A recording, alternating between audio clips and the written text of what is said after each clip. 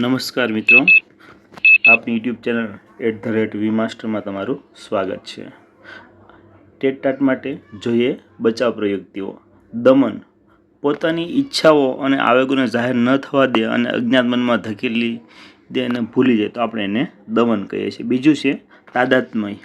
તાદાત્મય તો બીજી વ્યક્તિની સફળતા પોતાની છે એવો અનુભવે। ઉદાહરણ તરીકે વિદ્યાર્થી પોતાના પ્રિય શિક્ષક સાથે તાદાત્મ્ય કેળવે છે।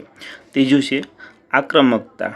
જ્યારે વ્યક્તિને કોઈપણ બાબતમાં હતાશા કે નિષ્ફળતા કે અવરોધ અનુભવે ત્યારે પોતાની જરૂરિયાત પૂરી ન થાય તે આક્રમકતા કહે છે। ઉદાહરણ તરીકે પોતાનું ધાર્યું કામ ન થાય, સાસુ છે વહુ પર ગુસ્સો કરે છે।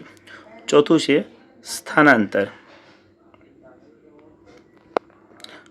સ્થાનાંતર કેટલીક વાર વ્યક્તિ કોઈ પ્રાણી કે પદાર્થ પ્રત્યેનો આક્રમક ભાવ પ્રગટ કરી શકતો નથી। આવા સંજોગોમાં તે પોતાની માનસિક તંગદિલી હળવી કરવા માટે આક્રમક ભાવ કોઈ અન્ય તરફ વાળી દે છે। ઉદાહરણ તરીકે દીવાની દાસે કોડિયા પર।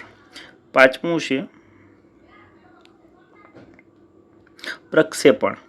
પ્રક્ષેપણ એટલે તો કે પોતાના દોષનો ટોપલો બીજા લોકો પર ઢોળી દેવો। ઉદાહરણ તરીકે વિદ્યાર્થી પરીક્ષામાં નાપાસ થાય તો એવું કે પેપર અઘરું હતું એટલે હું નાપાસ થયો। છઠ્ઠું છે ઉદ્ધવીકરણ। આક્રમક વિચારો કે લાગણીઓને સારી દિશામાં ઊંચે લઈ જવા। ઉદાહરણ તરીકે ચિત્રકલા, સંગીત કલા કે સાહિત્ય સર્જન દ્વારા પોતાની જાતિ વૃદ્ધિના ઉદ્ધવીકરણથી વ્યક્તિ અને સમાજનું શ્રેય સાધે એટલે બીજી દિશામાં વાળવું। સાતમું છે યુક્તિકરણ। યુક્તિકરણ કે મન મનામણ અથવા મનને મનાવવા માટે। તો કે ઘણીવાર જોઈએ કે ખોટા બહાના, કોઈના કામ બહાના બતાવી નિષ્ફળતા છુપાવવું એટલે ખોટા બહાના બનાવવા અને નિષ્ફળતા છુપાવી। અહીંયા ફોટાની પણ ખોટા આવશે। તો ખોટા બહાના બતાવી નિષ્ફળતા છુપાવી, જેમ કે દ્રાક્ષ તો ખાટી છે, જે થાય તે સારા માટે। બે પ્રકારની અહીંયા યુક્તિકરણ આપેલું છે, બરાબર। એક તો જે શિયાળવાળી કહેવત છે કે દ્રાક્ષ આંબી ન શકે, દ્રાક્ષ ખાટી છે, અને બીજું થાય તો કે જે થાય એ સારા માટે થાય છે, ભગવાન કરે એ બધું સારું જ થાય છે।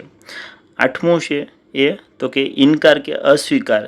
પોતે ખરેખર મુશ્કેલીમાં હોવા છતાં એમ કે ના ના કાંઈ વાંધો નહીં, સારું છે, એ તો કે અસ્વીકાર કરે છે। નવમું છે ક્ષતિપૂર્તિ। એક ક્ષેત્રમાં નિષ્ફળ જનાર બીજા ક્ષેત્રમાં સફળ થાય છે। ઉદાહરણ તરીકે પોતાને ડૉક્ટર બનવાનું સ્વપ્ન પૂરું ન થતાં પોતાના પુત્રને ડૉક્ટર બનાવે છે, એ ક્ષતિપૂર્તિ છે। ત્યાર પછી 10મું છે પરાગતિ। ઉદાહરણ તરીકે પુખ્ત વ્યક્તિ નાના બાળક જેવું વર્તન કરે। દાખલા તરીકે સાયન્સમાં ગયા પછી એમ થાય કે આર્ટ્સમાં તો સારું છે, તો આ પરાગતિ છે। 11મું છે અલિપ્તતા।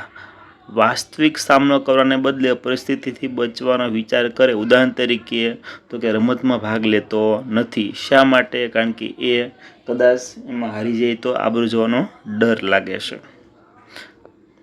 બીજું ઉદાહરણ પણ આપણે એનું જોઈએ। બાળક રિસાઈને અંગૂઠો ચૂસે છે, અથવા તો ઘણીવાર કોઈ ચૂંટણીનો કાર્યક્રમ હોય તો એમાં એ તો કે પોતાની જે હોદ્દેદારી છે અથવા પોતાના પદ માટે નામ નોંધાવતા નથી, કારણ કે એને ડર લાગે છે। 12મું છે નકારાત્મકતા। કેટલીક વાર વ્યક્તિ જ્યારે ઈચ્છિત લક્ષણ મેળવી શકતી નથી, ઉદાહરણ તરીકે કોઈ બાળકને શિક્ષણ પ્રત્યે તો કે દ્વેષ હોય તો તેની સૂચનાઓ સાંભળતો નથી, એની વિરુદ્ધમાં કામ કરે છે, એ નકારાત્મકતા છે। 13મું છે એ તો કે આત્મકેન્દ્રીપણું।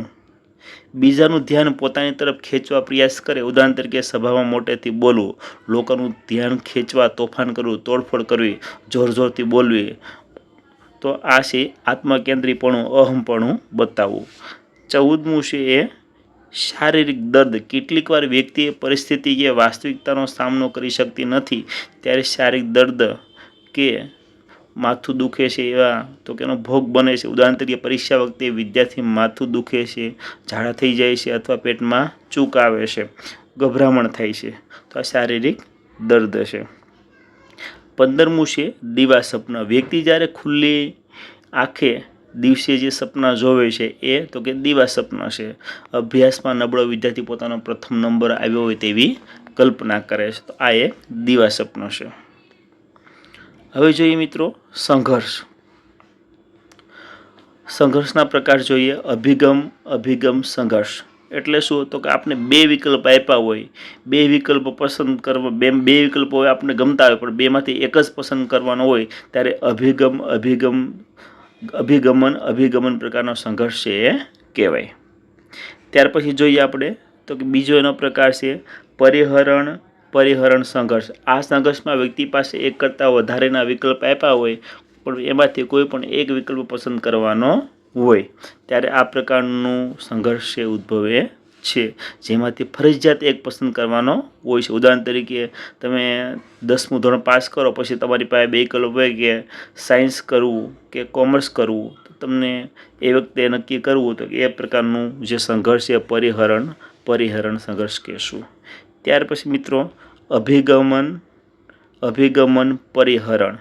આ સંઘર્ષમાં વ્યક્તિ પાસે વિકલ્પ એક જ હોય તે ક્યારે સ્વીકારવા યોગ્ય લાગે ને ક્યારેક અસ્વીકારવા યોગ્ય લાગે ત્યારે આ પ્રકારનો અભિગમન પરિહરણ સંઘર્ષ એ ઉદ્ભવે છે. વિદ્યાર્થી મિત્રો, જો તમને ચેનલ ગમી હોય તો @vmaster76 ચેનલને લાઈક કરો, શેર કરો और सब्सक्राइब करो. Thank you.